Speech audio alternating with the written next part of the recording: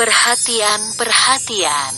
Jumpa kembali dalam channel Cendekia Muslim bersama Gus Handi. Tetap pertahankan kewarasan Anda selama menonton video ini. Jangan lupa siapkan kopi dan camilan sebagai pendamping. Selamat menikmati.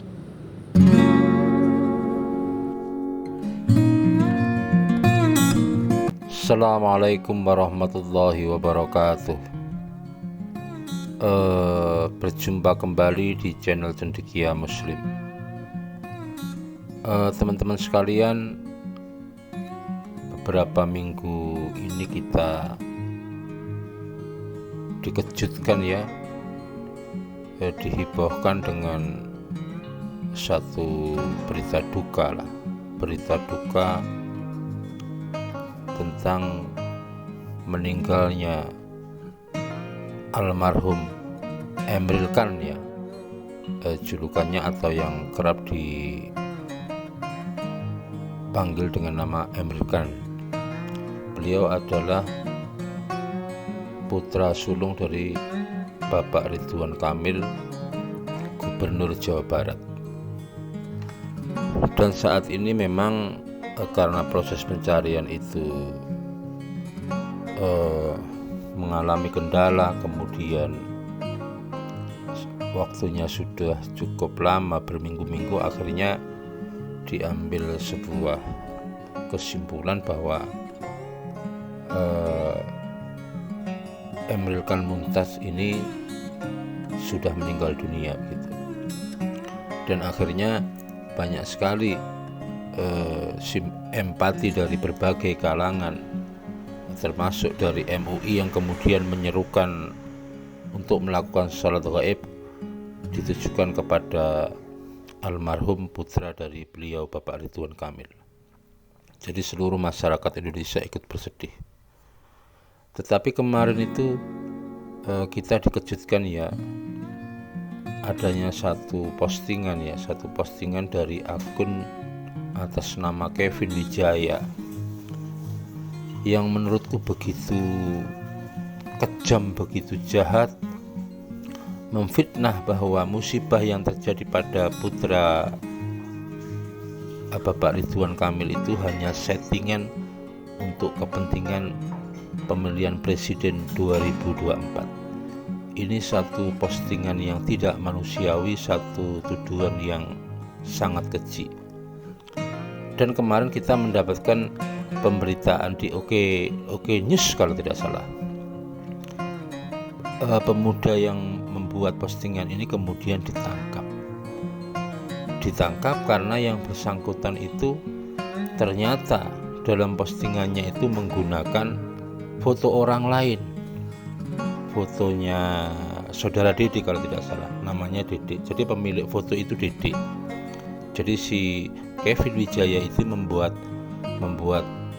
postingan itu dengan menggunakan fotonya si Dede. Kemudian kalau nggak salah, sesuai dengan berita itu kemarin yang bersangkutan sudah ditangkap, tetapi kemudian dengan pendekatan restoratif justice atau perdamaian, akhirnya perkara ini dianggap selesai.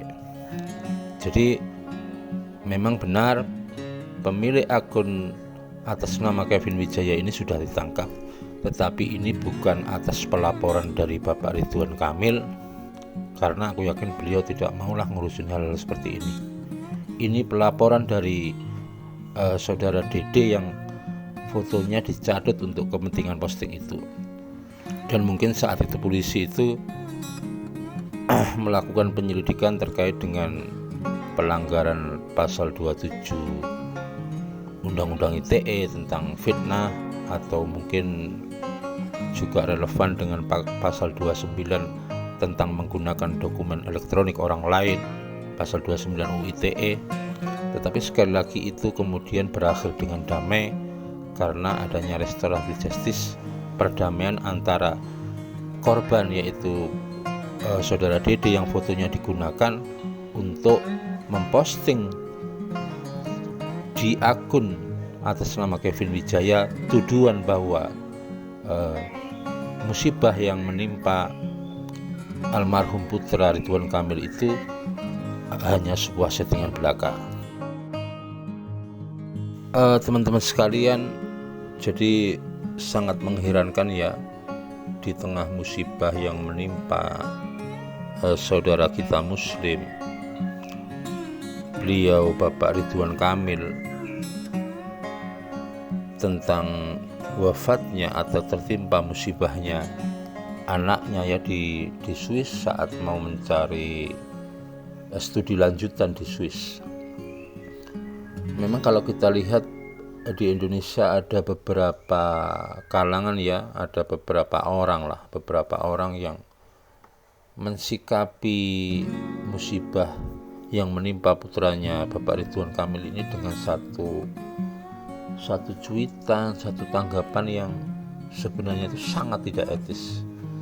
Sebelum postingan akun atas nama Kevin Wijaya ini, beberapa hari sebelum itu juga adalah postingan atau satu berita tentang ramalan siapa itu, Rara Pawang Hujan yang pernah tampil di Mandalika itu.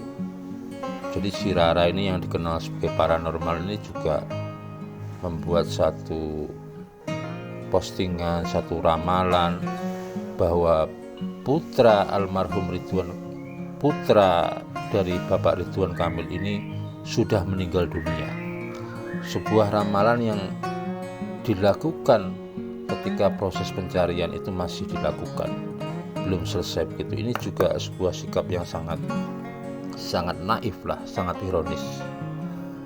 Teman-teman sekalian, bahwa sebenarnya sebagai sesama manusia, bahkan sesama Muslim, kita itu harus memiliki empati lah ketika ada orang yang menerima musibah.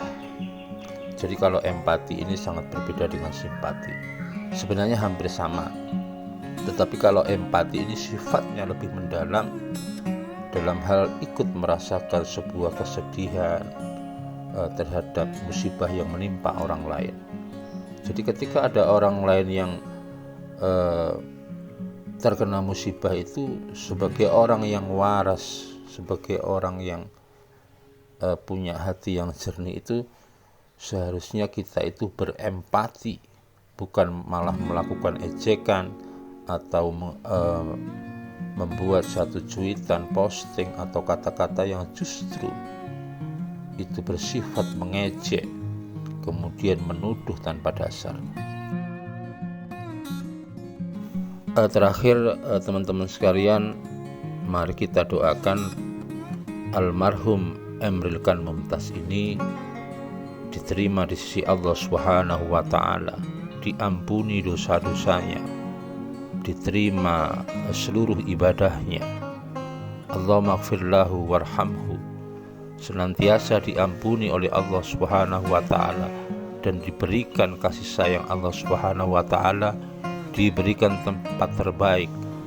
Kemudian satu doa lagi, Allahumma ja'al qabrahu raudhatam min riyadil jinan wa la taj'alhu khufratam min khufarin niron. Jadi kita berdoa, moga kubur atau makam beliau almarhum Emril Mumtaz Khan